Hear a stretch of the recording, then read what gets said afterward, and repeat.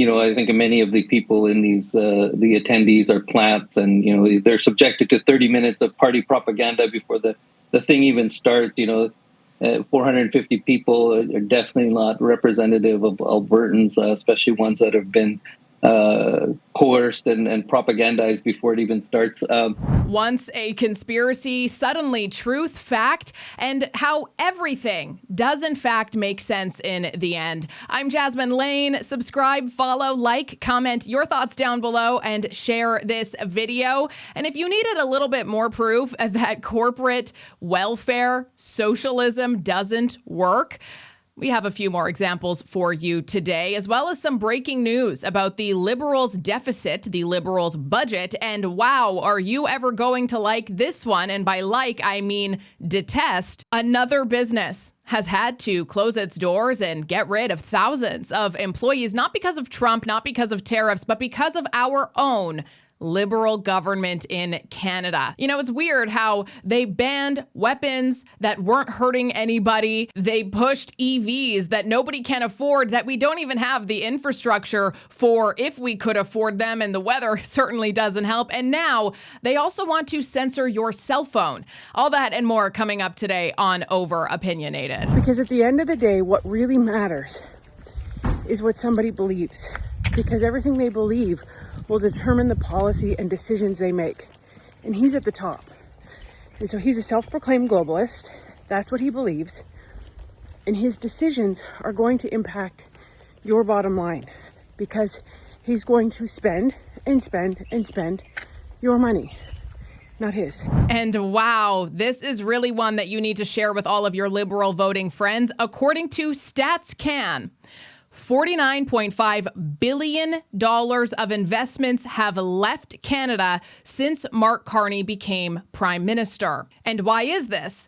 Liberal policies and an unstable market. This is something we've been talking about on the show the last couple of days. The fact that capital is mobile and it's leaving the country because policies in Canada are so ideologically driven that they change every 6 months. How on earth would anybody plan a business investment here? How can you have a 5-year goal for some new project when it's going to take you 10 years to get it built, and policies are going to be changing, taxes are going to be changing every opportunity possible? And why exactly is that so common, especially the tax one? Why is Canada one of the most high tax nations that exists on the globe? But let's be clear, they are absolutely planning to raise taxes. Look at this. They're already pre-positioning the media to start raising taxes like the GST. They're seriously considering making everyday essentials like clothing and meals alongside nearly everything else under the sun more expensive just because they can't exercise a little bit of fiscal discipline, just because they can't get their house in order. And trust me, it won't stop there. If you want to balance the budget, you've got 3 options. You can save money, you can borrow money, or you can tax the money. And what's the choice for this Liberal government? You guessed it. It's door number 3. They've never met a tax they didn't like, or at least one that they wouldn't use for political purposes. Take this one as an example, posted by Rebel News. Clean fuel mandate to quietly hike gas prices by 13 cents per liter. The new regulations, or the regulations introduced in 2023, mandate tripling ethanol content in gasoline from 5 to 15% over time. And according to some briefing notes obtained by Blacklock's reporter, Carney's strategy to hike costs while downplaying the impact. Quote, given the variability in fuel prices paid at the pump, increases in fuel costs due to the clean fuel regulations may not be noticeable by most consumers, including farmers, reads the internal memo titled Clean Fuel Regulations. The plan, though, of that is to force a greater share of costlier ethanol and biodiesel into fuel blends while hoping the market confusion masks the added burden. By 2030, the Department of Agriculture estimates the mandate will increase gasoline by 6 cents to 13 cents per liter and diesel by 7 cents to 16 cents per liter. The Liberals, though, they are insisting that this is, it's not a tax. No, it is just market-based mechanisms. Regulations are not a tax and are a market-based mechanism designed to spur innovation of clean technologies, says the memo. And that market confusion, of course, is Donald Trump's tariffs. Wow, how convenient all of this is. We're going to continue to landlock all of our resources. We're going to continue to keep all of these harmful policies that don't help anybody but our own investments as we try to mold the public to shifting to cleaner options. Yeah, alrighty then. And you know, a couple years back, the market confusion was that of this thing called the pandemic. Do you remember that? Well, this came out from National Post suggesting that Canada's post-pandemic inflation had to do with Ottawa's massive fiscal spending. Not just the Bank of Canada not being in a pandemic. It's so funny, though, because you hear especially Liberals all the time who you see them in comment sections where they'll say, well, of course, the budget wasn't great. We did have a global catastrophic event, you know. Every other country was hit by it, too. It hurt everybody. Well, according to this, actually, the things that really made inflation bad during that was federal relief programs, wage top-ups, and subsidies, which pumped excess cash into the economy. Federal provincial transfers surged dramatically and fiscal expansion dwarfed monetary policy tightening. Economists argue that this government-driven demand spike played a bigger role in driving consumer prices than interest rates. And as far as I can tell, inflation isn't over and it's never going to get better until Ottawa hits the brakes on their powerhouse of spending your money and their obsession with climate activism and ridiculous regulations that no other country has in the world that are harming us. Bad news out of Yellowknife. The Aadi mine that was supposed to be operational well into the future just announced that it's closing. From CBC. Several hundred people laid off after open pit mining abruptly stops at Northwest Territories' Aadi diamond mine. Burgundy Diamond Mines says it laid off several hundred employees and contractors and has temporarily stopped open pit mining at Point Lake, one of its two active operations at the Aadi diamond mine. Over 2,500 direct and indirect jobs lost because of this mine closure. Aadi is one of Northwest Territories' 3 diamond mines, which are all approaching closure, raising fears for how Northwest Territories' economy will pivot once they close, and what it will mean for Indigenous governments as the mines provide revenue and jobs for many communities. Last September, Burgundy paused its plan to expand Aadi, calling for numerous changes to regulations. And this is what happens after 10 years of Liberal governments in Ottawa and overregulation. Remember Mark Carney last election when he promised elbows up? Well, for the last 3 months, you and I both have seen his elbows are down. We need a prime minister that supports strong northern economic development, and we need a prime minister that supports Arctic sovereignty and security. You can't have Arctic sovereignty and security without having strong northern economic development. And I think it's also very important to pay attention to the way that Ottawa very routinely lays the groundwork to try to prepare you for tax reform. Well, we have to do this because, you know, inflation is just so bad. We got to add these future tax hikes, this future spending freeze. It's all under the pretext of cleaning up this inflation mess that was totally out of our control. It's Donald Trump's fault. Yeah, it's the pandemic's fault. It has nothing to do with us. The housing crisis in Canada is getting worse. It's soon going to be a catastrophe. And now the latest housing minister talks about getting more homes built faster by promising more of the same. He talks about building on the successes of things like the Housing Accelerator Fund. I think we've seen good success now with the Housing Accelerator Fund. Well, here in the city of Toronto, they got $478 million from this Housing Accelerator Fund. And right after they finished that deal, they raised their development charges by 40%. And now today we find out that, of course, one of the agreements that they had to do to get this deal, this money, was to approve sixplexes all over the city. Now we know that they didn't do that. They approved sixplexes in 3 of the 25 wards. It has nothing to do with mass immigration. It has nothing to do with the fact that the Canadian government is now advising people in Canada to request their elderly parents and grandparents for citizenship. This government is on a mission to destroy this country. People cannot get family doctors today, And we are allowing more people to sponsor their parents and grandparents into this country, 10,000 of them into an already strained and destroyed system. I know people are trying to get connected with their grandparents and their parents. I get it. But we have Canadians that have contributed to their tax base, to our tax base, for their entire life. And they do not have the doctors that they need. They do not have the care that we need. And they need to be prioritized versus people outside of this country that have never contributed to the tax base in this country and who will come into this country and basically use all of our services without having done anything to provide into them. That is not right to me. We need to prioritize Canadians first. Get every Canadian access to a family doctor and the care that they need before we start bringing in anyone else into this country. Our healthcare system is already crumbling, and this is what we're continuing on doing. That sounds an awful lot like buying votes to me, allegedly. And here is some breaking news. The Liberal government has admitted in its own federal debt report that it will borrow $623 billion this fiscal year. That is more borrowed in 1 year than at the peak of COVID borrowing that sent inflation to 40-year highs, resulting in the fastest interest rate hike seen in Canadian history.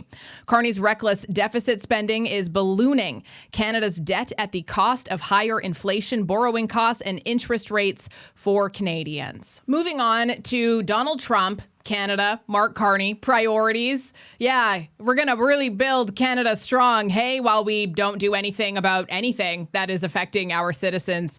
Alrighty then. If I could, last month, the Canadian Prime Minister said the president had agreed to a July 21st deadline to sort of work towards a trade agreement. That's 4 days from now. Could there be a trade agreement with Canada in 4 days? Well, look, we'll see. The trade team continues to be very active in our conversations and discussions with Canada. The president himself has said, unfortunately, our neighbors to the north have been pretty difficult to deal with when it comes to matters on trade. And while the Liberals just regurgitate the fact that this is all Donald Trump as though our economy was thriving and prosperous, before that, I do want to point this out. You know, obviously the trade negotiations and relations within the United States and Canada, there's a lot of details there. There's a lot of complexity. There's a lot of key issues. However, I can't help but remember how much they regurgitated that this isn't about the ethanol situation. This has nothing to do with Canada protecting our borders. Donald Trump is lying. He's making up those numbers.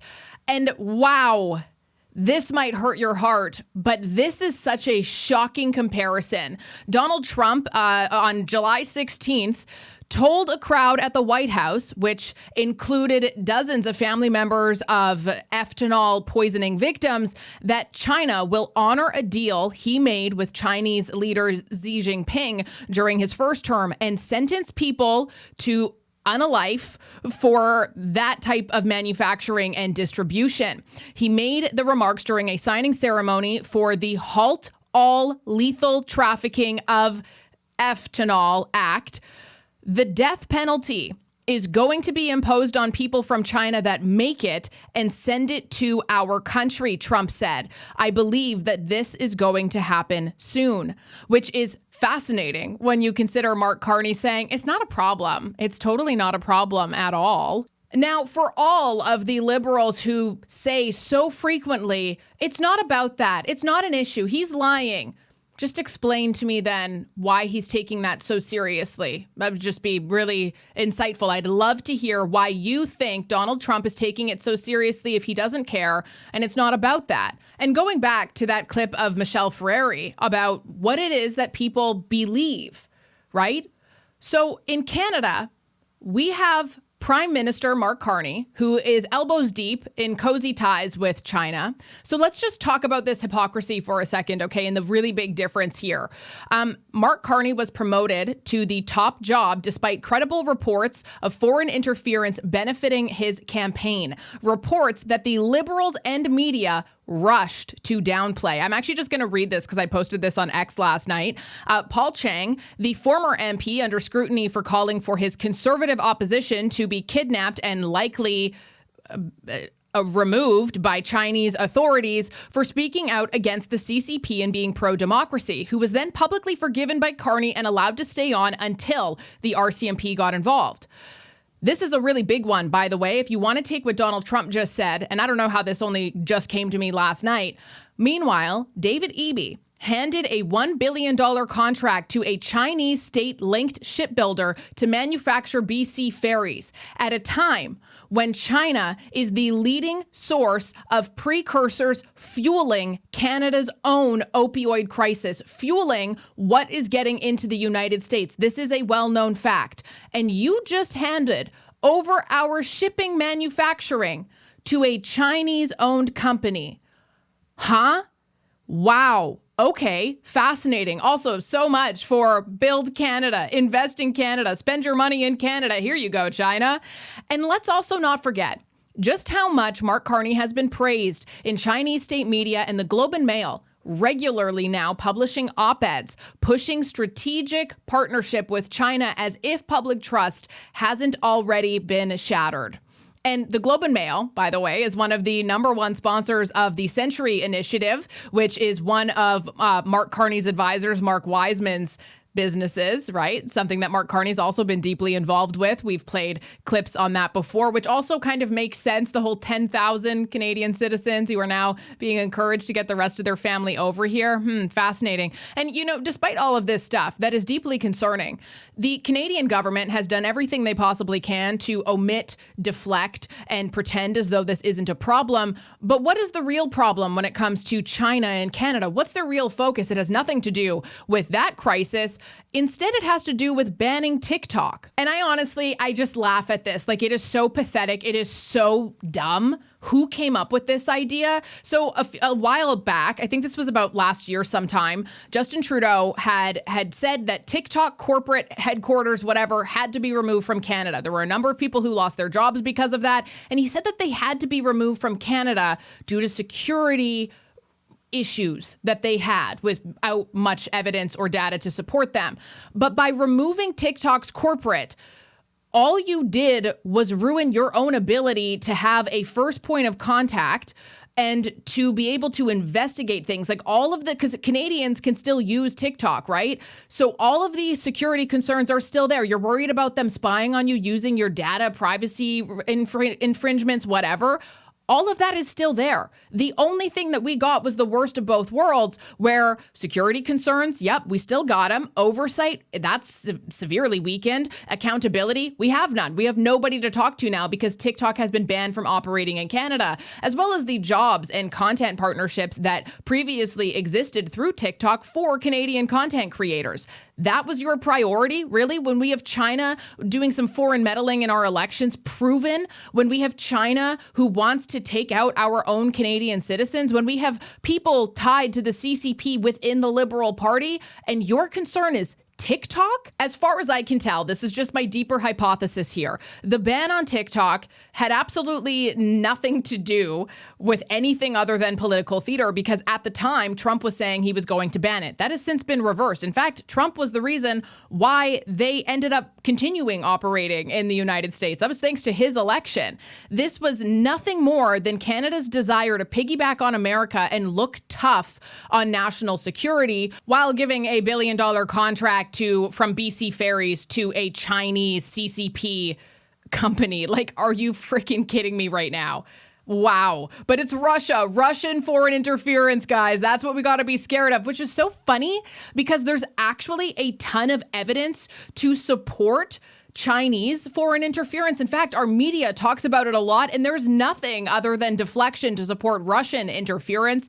But alrighty then. So what is the future of TikTok in Canada? Who knows? Honestly, because TikTok is now calling for a meeting with Melanie Joly to try to reverse this. Very curious how that's going to go. But they may very, very likely actually be weighing whether to withdraw entirely from Canada if that corporate ban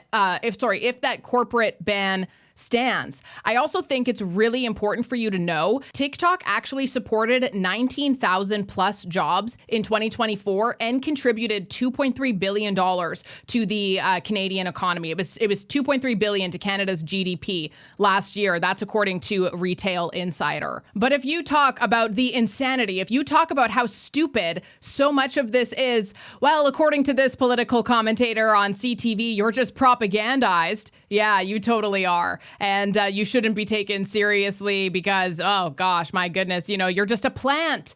You're a conservative plant. Najib, let's pick up right there. How representative of Albertans do you expect these town halls likely to be? Oh, very little representation. I think many of the people in these, the attendees are plants, and, they're subjected to 30 minutes of party propaganda before the thing even starts. 450 people are definitely not representative of Albertans, especially ones that have been coerced and propagandized before it even starts. It's interesting. My favorite part of this is actually the tagline. We were talking about this earlier, that the Premier keeps putting out there, a sovereign Alberta within a united Canada, which makes no sense. It's like the most gobbledygook kind of slogan I've ever heard. It's like, we're single but ready to mingle. It's just nonsense. And, this is exactly like the Trump-style politics that this party has picked up. It's just like, while they're distracting and dividing us with these kinds of, nonsensical and, not representative types of forums and performative consultation, they're pushing through. They've already set up the provincial police force. They've allocated money for it. There's always money for enforcement, no money to address the root causes of crime, poverty and mental addictions and all of these kinds of things, mental health and addiction, all kinds of things. They've already pushed it through. And this is, Trump rule book number one, right? You distract with disinformation and misinformation while you actually push through the things you want to do. And this is no different. Well, if Donald Trump's rule book number one is having common sense and calling out disasters as you see them, then sign me up. I'm Jasmine Lane. This is Over Opinionated. Stay tuned tomorrow, by the way. I have a lovely episode coming out with none other than former Liberal who now calls the party a cult, Dan McTagg. And that's going to be coming out tomorrow at 2 p.m. Central Time. Subscribe, follow, like, comment your thoughts down below, and share this video.